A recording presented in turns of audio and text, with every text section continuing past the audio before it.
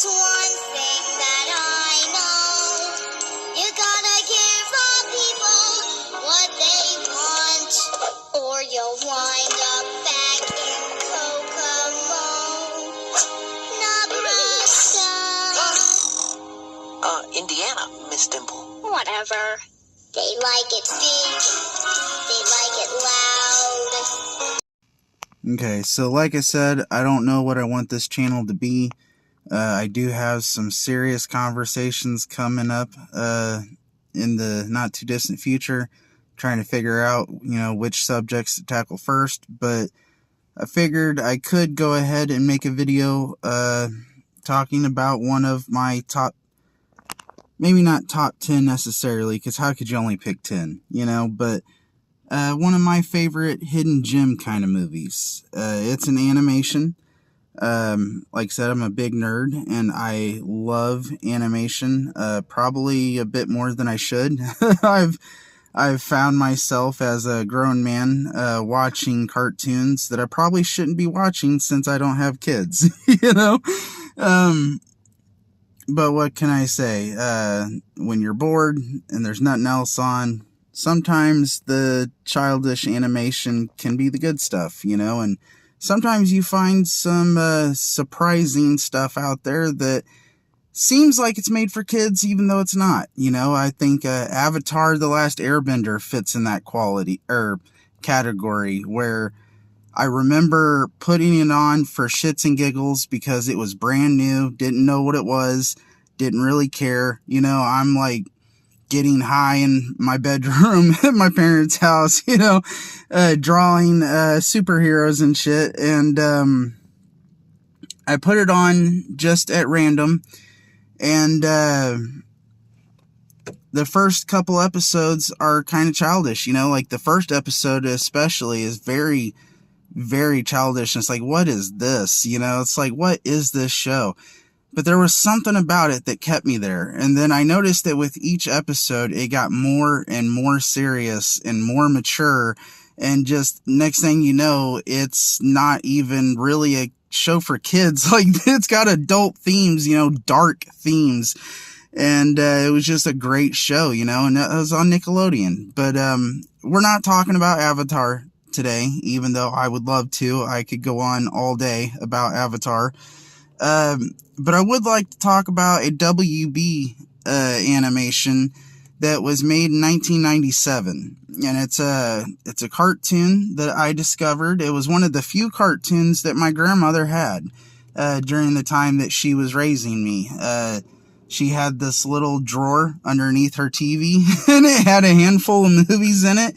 It's actually where some of my favorite movies come from, is the movies that were in her drawer. Just weird movies. None of them went together. They're all different genres. I don't even think she knows where she got some of them, but she had them. But she had the animated movie Cats Don't Dance. It was made by Warner Brothers, and apparently had Scott Bakula in it as the lead character, Danny. I didn't realize that, but I had looked it up on Google and, caught me off guard, like, I'll be damned. So yeah, that's what we'll be talking about today, is some Cats Don't Dance, a underrated cartoon that I don't hear anyone talk about. I haven't even met another person that's seen it, but I definitely highly recommend you go check it out. Cats Don't Dance is a WB 1997 animated film starring Scott Bakula, who was the lead in This Show If You're Old, This Show If You Are Older Than Dirt, and this movie that has the guy who played Benny in it. Oh no! It looks to me like I've got all the horses! I would also like to point out some of WB's other animated works. It seems like they are responsible for Batman, Mask of the Phantasm, which if you ask any nerd, they will tell you it is considered to be debatably the best Batman movie. I mean, I think that Robert Pattinson, knocked it out of the park, went pretty deep in the paint, but Kevin Conroy just can't be competed with. I think we can all agree on that. Like I said, Cats Don't Dance in 97 is one of theirs. Please go watch it.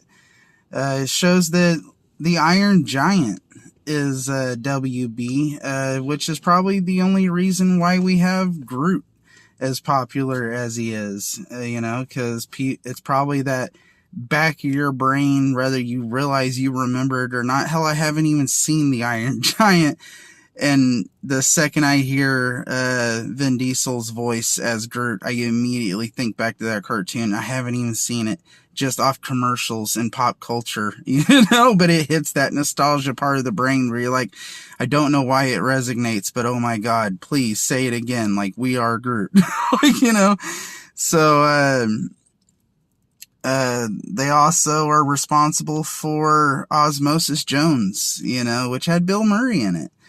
A role that, for as small as his part was, he actually seemed to take serious, which, if you're a fan of Bill Murray's, you'll know how big a deal that is, because it's kind of hit or miss with him. Some movies, you can love Bill if you want. I think we all love Bill, but he does kind of get a little lazy on screen sometimes. If he's not in it to win it necessarily, then he's kind of just checking out. But, I feel like he really brought his A game for what little bit of screen presence he actually does have in Osmosis Jones, so that one's also a little bit of a hidden gem, and we'll probably talk about that another day.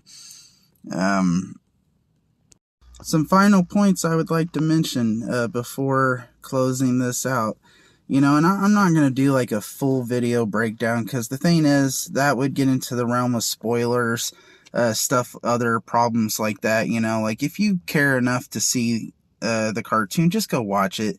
I believe there is probably with ads, but I believe there's a free version on YouTube that you could find. And I believe I even saw when I Googled it that it is coming to Netflix soon. So, if it's not already there. So, like, if you're curious enough, go watch the cartoon. But some other points to finish this out would be the idea that it has very clean and stylish animation. Like, it's not janky. You can tell the work has been put in. It's got very fluid kind of movements, as they bounce around the scene. It's, and obviously it makes sense, because it's made from the same company that made Looney Tunes, but it has that old school animation, vibe, where it's that, I believe the term is squash and stretch, so it has really good, clean animation that's very enjoyable. It's appealing to the eyes. It has great vocal talent, like, nobody seems to be phoning it in. Everybody's bringing their A game. Like I mentioned, Scott Bakula is the lead, and for a bigger name, he seemed to be putting just as much work as anybody, like, at no point does it feel like his character is being read by an actor. It feels like Danny is Danny, and that's a huge thing. And the fact that the movie has positive messaging, it focuses on what makes you, what makes you unique and stand out, and that there is value in what each person has to offer, that when we take the time to celebrate people's individual talents and gifts, we all win, that we should celebrate people for what they have to offer instead of stifle them, that we don't need to tear each other down to get ahead, like Darla Dimple tries to do in the movie, where the only way for her to look good is if she's in the limelight and she's the only one getting the attention, and it's all what Darla wants and what Darla thinks, is best for the people, like, that's not the way to go about it. It's the idea that when we support each other and lift each other up, and we really allow each other to shine, that we all win and we all get something good out of it, and that's That's good messaging. The music in the movie, also really great. None of them feel like hokey at all. I don't know if that's the right word, but like they all feel like really well written and performed songs. They feel like, it feels like real music, like if I had went out and bought an album from some artist, especially, I don't know the name of the song. I could have Googled it, but why? I'd rather just have the memory of it, because it's funny how I don't even know the words.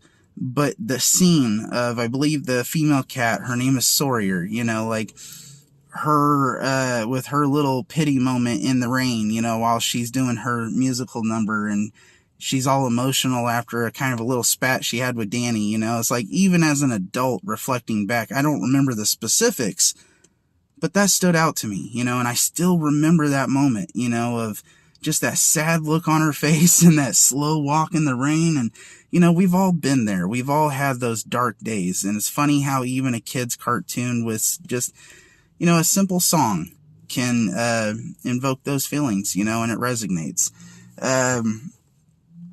So, the music, really good, great quality. They have references, man, out the ass. Lots of references, especially at the end when they start doing like the movie poster stuff, when the animals are finally accepted into Hollywood. They had some fun stuff there, but even throughout the bulk of the movie, if you're paying attention, if you know your movies, so like the obvious one is like the MGM lion, bit, with the roar and stuff. Like, come on, like, kind of right in your face, but there's a lot of other small, like, blink and you miss it kind of moments, and it's like, if you know, if you don't, doesn't matter, but they're there, and that's fun too. I love when movies do that, where there's stuff for the layman, there's stuff for the diehards, there's a little bit of everything, so it never hurts. And also, I would just like to close this out with the idea that, final point, I promise. I know I blabber a lot. But when it's time to take things serious, the movie really gets serious, and it can get a little sad, and heavy in certain scenes, and you really feel the impact. Which I think is good, for a cartoon, because not only will it surprise the adults who think they're forced to watch it, because like, oh my God, like my kid wants to watch this, I gotta watch it, like this sucks, but they're gonna be surprised, it's like, oh wow, there's actually some depth here, didn't see that coming, and then when it's time to be wacky and silly, it has that too, and my brain always goes back to the penguin sidekick character Pudge, like he gets electrocuted at a point in the movie, and there's this big giant character. He's kind of like Lurch a little bit, like he's just this big, picture the Hulk on steroids, just this big massive guy. And he takes the little penguin character and like rubs him on his head like a balloon with static friction, and like sticks him to the ceiling. It's such a silly moment, but like I said, it stuck with me throughout the years, and it'll never not get a laugh. I'll always adore this movie, and the big takeaway here is Darla Dimple's message. Life is a struggle out here. Things can get crazy, and sometimes it feels like the world is closing in around you. And when you feel like that, you should just remember that there is a lot that you have to offer, whether you realize it or not, and you got to be bold enough to shine. So in the words of Darla, you got to be big and you got to be loud.